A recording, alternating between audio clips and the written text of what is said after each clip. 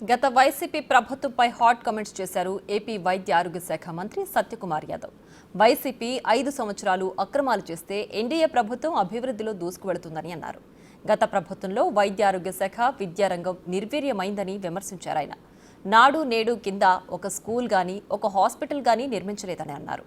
మరోవైపు బీజేపీ సహకారంతో 2 సంవత్సరాల్లో పోలవరం పూర్తి చేస్తామని చెబుతున్న మంత్రి సత్యకుమార్ యాదవ్తో మా ప్రతినిధి శివ ఫేస్ టు ఫేస్.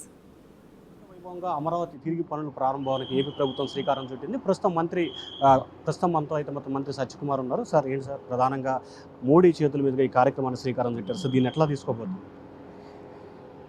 ప్రధాని మోడీ గారు తన ప్రధానమంత్రి అయినప్పటి నుంచి ఈ రాష్ట్రం అన్యాయంగా అశాస్త్రీయంగా విభజించబడిందనే ఉద్దేశంతో రాష్ట్రానికి న్యాయం చేయాలని, అమరావతి రాజధానిగా ఉండాలనే ఉద్దేశంతో మొదటి NDA-1 ప్రభుత్వంలోనే 2,500 కోట్లు రాజధాని నిర్మాణం కోసం ఇచ్చిన, లేదా ఇక్కడ నుంచి ఎక్స్ప్రెస్ హైవే బెంగళూరు దాకా ఔటర్ రింగ్ రోడ్డుకు ఆమోదం తెలిపిన, లేదా అమరావతి చుట్టూ దాదాపు 60,000 కోట్లకు పైగా వివిధ అభివృద్ధి కార్యక్రమాలు కానీ కేంద్ర ప్రభుత్వ సంస్థలకు కానీ మంజూరు చేసిన అమరావతిని ఒక అంతర్జాతీయ స్థాయిలో ఒక అద్భుతమైన రాజధానిగా నిర్మించాలనే ఉద్దేశంతో చేసింది. అయితే గత 5 సంవత్సరాలు వాటి గురించి పట్టించుకోలేదు. ఇప్పుడు మళ్ళీ కొత్తగా తీసుకురావడమే కాకుండా తను రావడానికి ముందే 15,000 కోట్ల దాకా అమరావతి నిర్మాణం కోసం గ్రాంట్ రూపంలో వరల్డ్ బ్యాంక్ రుణమైనప్పటికీ కూడా కేంద్ర ప్రభుత్వం రుణం చెల్లిస్తానని చెప్పడం, తద్వారా దాన్ని బట్టి కేంద్రంలోని NDA ప్రభుత్వానికి రాజధాని నిర్మాణం మీద ఎంత చిత్తశుద్ధి అనే విషయాన్ని మనం అర్థం చేసుకోవాలి. అదేవిధంగా గౌరవ ముఖ్యమంత్రి గారు చంద్రబాబు నాయుడు గారు అమరావతి పునర్నిర్మాణ కార్యక్రమాల ప్రారంభానికి మళ్ళీ వారిని ఆహ్వానించడం,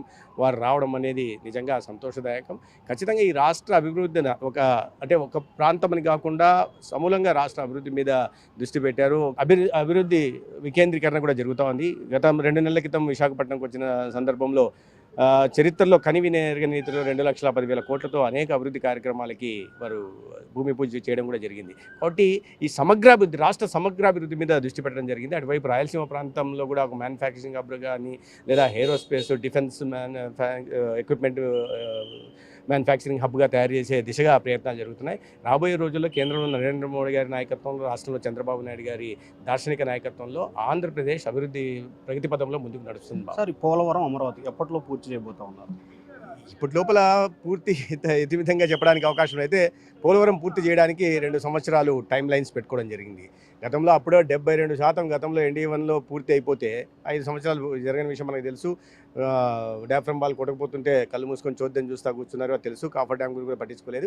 కానీ ఇప్పుడు త్వరితగతిన మళ్ళీ పనులు పునఃప్రారంభమయ్యాయి. కాబట్టి డ్యాఫ్రమ్ వాళ్ళకి మళ్ళీ 1000 కోట్లు మరి కేంద్రం ఇవ్వాల్సిన పరిస్థితి కూడా వచ్చింది. అయితే 2 సంవత్సరాలు కాలపరిమితి విధించుకున్నారు. పూర్తి అవుతుందనే విశ్వాసం నాకుంది. సో ఇది మొత్తం మీద చూసుకుంటే ఆంధ్రప్రదేశ్ రాజధాని పనులు శరవేగంగా పూర్తవుతున్నాయి. గత ప్రభుత్వ హయాంలో విద్యా వైద్య రంగాన్ని పూర్తి స్థాయిలో నిర్వీర్యం చేశారు. కనీసం కేంద్ర ప్రభుత్వం ఇచ్చిన నిధులతో ఆయుష్మాన్ భావ్ పేరుతో గ్రామీణ స్థాయిలో ఒక్క క్లినిక్ కూడా నిర్మించలేదు. 6,500 కోట్ల లోడ్ బడ్జెట్తో వైద్య శాఖని గత ప్రభుత్వం వదిలేసిందని చెప్పి మంత్రి సత్యకుమార్ అంటున్నారు. వీడియో సురేష్తో శివ, బిగ్ టీవీ, అమరావతి.